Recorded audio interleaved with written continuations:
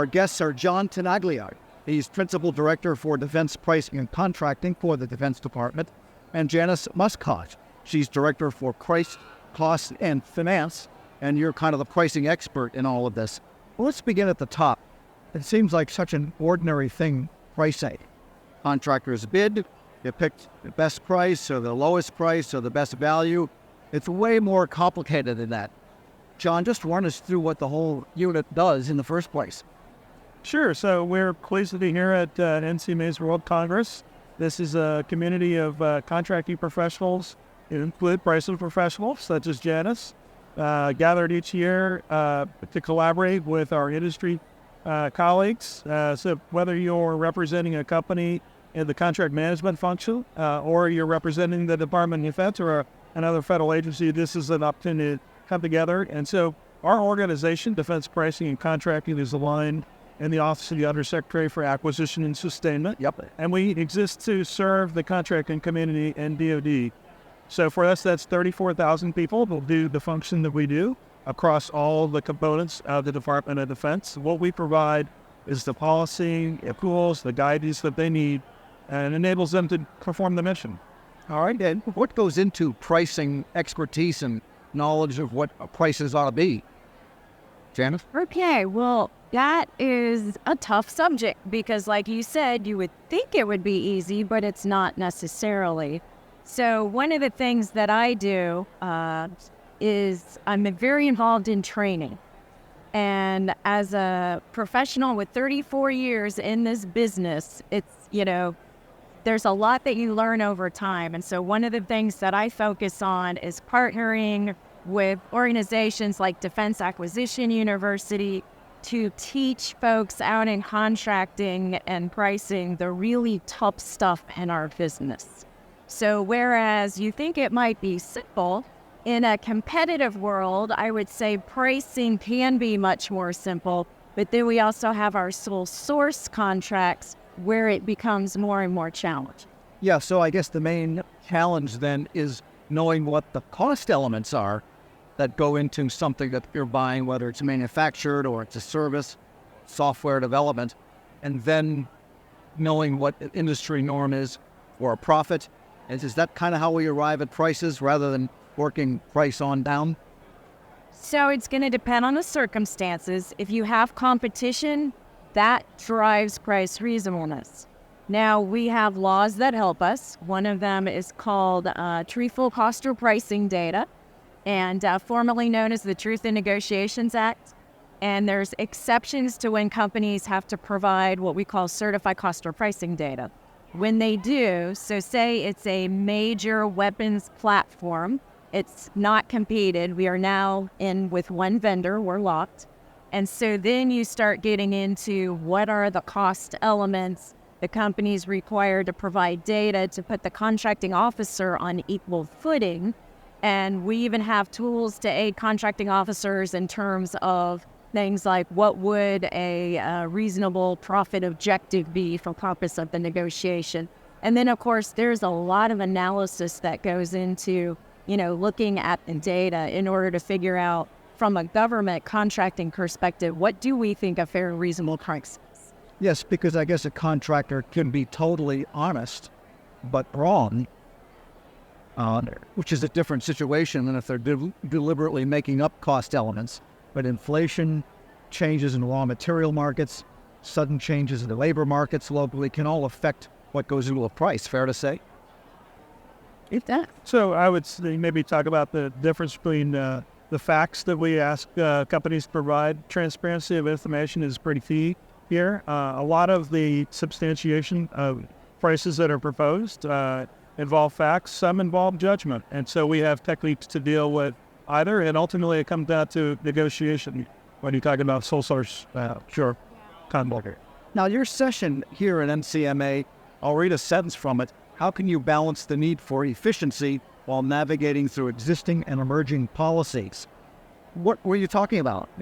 So we stand in a position to implement a lot of the policies that the Congress enacts through the National Defense Authorization Act. Those are policy objectives to advance various interests. Let's say cybersecurity, for example. That's one that comes up quite frequently, recognizing there are positive effects of making sure that the controls that we have over our sensitive information that's unclassified is sufficient, so it's protected. But the balance is, what are the compliance burden that's associated with that? Striking the balance in that one particular area. But there's a lot of other areas of public policy that's advances socioeconomic objectives, whether it's in executive orders that the president signs or in the statutes. And so that balancing act comes down to the policies that we implement, either through the rulemaking process. We manage the Federal Acquisition Regulation and the Defense Federal Acquisition Regulation supplements that we ours. And so that's the formal side of our business, and implementing and balancing the interests. When we go through rulemaking, we seek public comment and making sure that we're understanding what the cost impacts of these compliance requirements are. My guests are John Tenaglia. He's Principal Director for Defense Pricing and Contracting at the Defense Department, and Janice Muskoff, the Director of Price, Cost, and Finance. And so the implication then is that new rules, new regulations have a compliance cost. They might even have a physical cost, in terms of people or labor. And so you have to understand that. So you have to read all those things under 800 zeros to 899, sometimes even more than that, to understand the impact on contractors. Fair to say? I think that there can absolutely be a cost to compliance.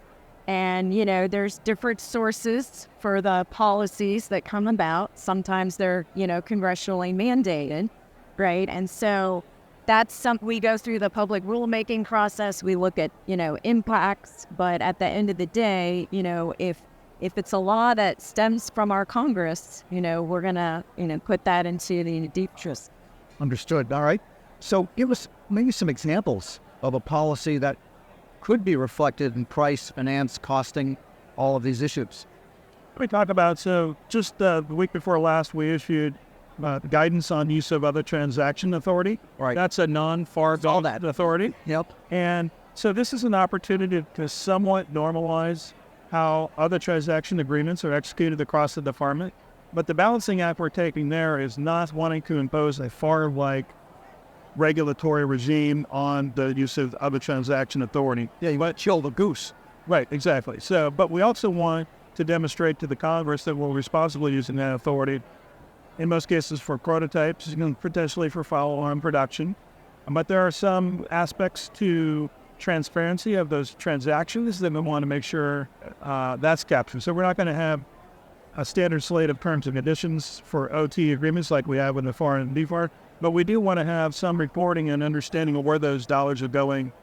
And also we're recognizing the consortium style with his most recent issuance. We know many of the components across the department are using the consortium style of the transaction authority. So providing some guidance about how that's done in an optimal way. Yeah, and some of the energetics, there's a big consortium around that for the Defense Department. There's a couple of these different consortia going, and they kind of are an abstraction layer in sourcing, right, for the DoD. So you got to know what's happening under that layer. Yeah, and so that's one great example. And so we want to make sure that people are aware of that, because there's a tendency to recreate some of these things. The department is a very large institution, and we want to make sure that through communities of practice, people understand where they can access existing consortia. So what are some of the factors that could cause a financial or pricing effect from a need for compliance? Is it all labor? Is it all just activity by the contractor that involves people?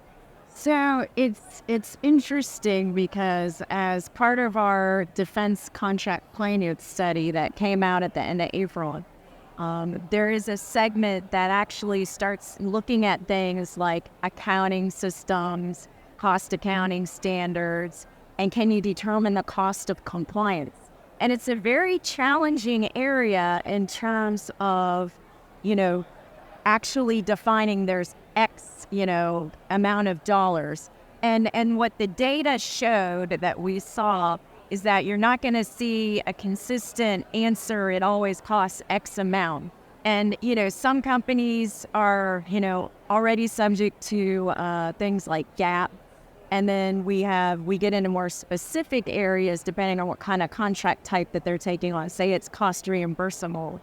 And one of the things that came out of the finance study that was really interesting to me is when you look at who is actually subject to things like cost accounting standards, which are, I would say, the most strict when we start thinking about these things, is actually a very, very small percentage of our defense industrial base. A lot of those types of compliances, when you think about it from a dollar standpoint, it's the very large traditional contractors that are the ones that have to comply with, things like cost accounting standards, business systems, etc. All right, so it sounds like something then that you need to, you two know this stuff cold, but as you mentioned earlier, a big part of your job is promulgating that knowledge throughout mainly the contracting officer. Well, even the DIP, because we want companies to do business with us, right? And we don't want them to be scared and think, well, if I have a government contract, I'm going to have to do cost accounting standards, and this sounds really scary, right? So that's actually something we want to get the word out, and in terms of even small businesses, bringing small businesses into the DIB. And, no small businesses, you don't need to comply with every one of these cost accounting standards. That's good for them to know. So it, makes it more attractive to them. Yeah, so come on in, the water's great. Right. And so just, the week before last, we published a Federal Register notice. Janice was alluding to the April 2023 finance study, and Janice is the architect behind that study. We've laid out some policy recommendations for further pursuit. And so what we've invited the public and industry to do is take a look at those recommendations and give us some input about where we might be able to start first in terms of policy to advance. The heart of that invitation is around the participation of small businesses in the defense industrial base, whether they're performing as prime contractors or suppliers in the supply chain. And how long is the comment period open? We get 60 days? Yeah, we did. We wanted plenty of time because it's public comments, I think, are just so incredibly valuable because now you're going to start hearing from people you otherwise couldn't hear from. And so to kind of understand, a picture that you might not see. So, for example, at the subcontract level, it's hard to have all of that insight in terms of what's going on, right? Because our prime contractors are responsible for that.